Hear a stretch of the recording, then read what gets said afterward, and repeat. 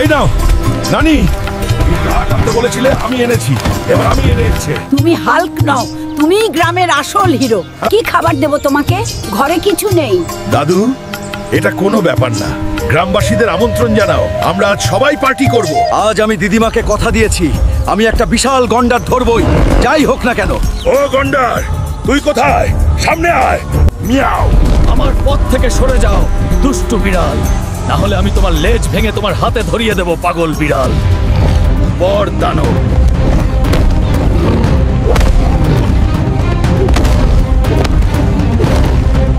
Hulk ভাই, আমাকে আর মেরো না, তুমি জিতে গেছো। ঠিক আছে, কিন্তু মনে রেখো আর কখনো আমার পথে আসবে না। এই গন্ডার, আমার সাথে বাড়ি চল।